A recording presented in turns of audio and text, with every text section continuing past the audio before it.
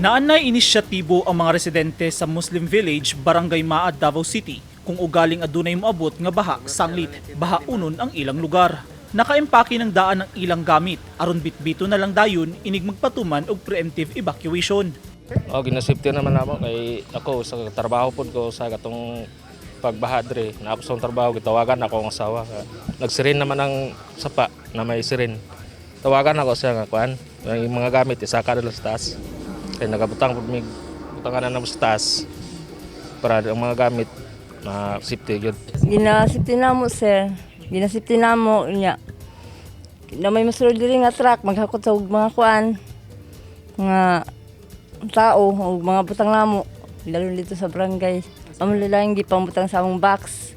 Kay kung mosulod na yung tubig, mga lami lang kay magbaha na yun, magtanaw mi dito sa sapa among i-monitor. Nya kung mosulod na yun dira, magkuha na lang mi sa mga butang, among mga pukuto na lang. Mga sanina, ang uban ipansangit lang sa taas. Sulod sa sako. Matod ni Kapitan Pasito Cañete Jr., ubay-ubay ka mga purok sa ilang barangay ang kanunay ginamonitor ugaling makasinati og pagdaot sa panahon. Naka-standby sab ang ilang mga truck ugaling magpatuman og forced evacuation. Duna hinuoy mga evacuation centers nga gitagana ang barangay sa mga maapektuhang residente. Gidayeg hinuo ni Kapitan Cañete Jr. ang kooperasyon sa taga-Maa ugaling adunay ipatumang preemptive evacuation.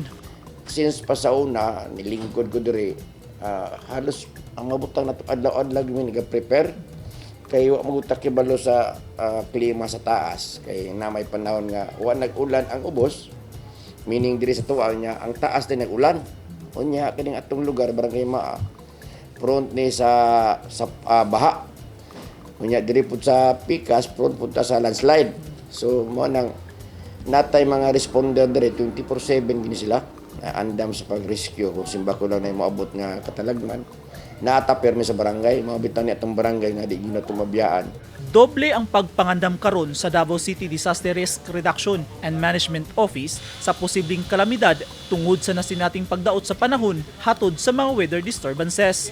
Duha ka tropical storm no kay nagsulod na ang isa ka bagyo nga katong nasa outside par sa karon ganilang buntag isa nisulod siya sa Philippine Area of Responsibility kining bagyong Basyang.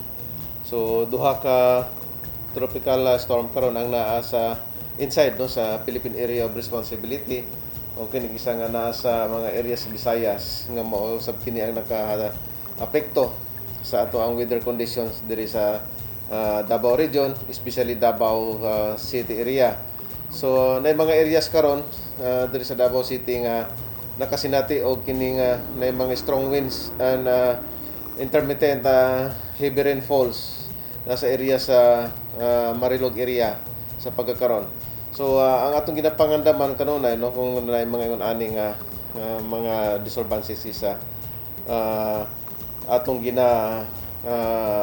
pahibalogid dayon ang atong mga kaigsuonan kining on time na mga information nga atong makuha regarding sa mga dagan sa dagan sa panahon nato.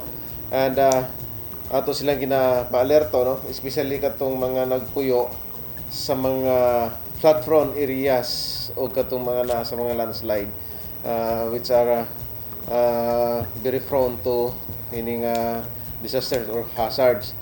Dugang ni Baluran, kanunay ang ilang information dissemination sa mga barangay ug mga residente kabahin niini. Padayon sab ang pakigpulong sa CDRRMO sa ubang concerned agencies. Nag-join ta sa gi-conduct nga kini nga preparedness no kini nga PEDRA nag-conduct og post disaster risk assessment ang OCD. So gi-present pod sa Pag-asa about sa kining activity ining bagyong Agaton o kung sa punang iyang effect dinhi sa Davao region. Gina-disseminate nato na siya through broadcast na amantay two-way radio, and another one is gina-disseminate nato siya through mass media and sa mga radio stations no in times na maghatag ta og mga advisories. So immediately gi-disseminate dayon nato ang information sa atong mga kaigsuonan. down to the community through our Barangay Disaster Risk Reduction Management Council. Subling nanawagan ang CDRRMO sa Davao sa mga residente nga mag-amping pirmi ug mutuman sa mga otoridad ugaling adunay preemptive ug forced evacuation. Eugene Hinutan, Newsline Philippines. Stay safe,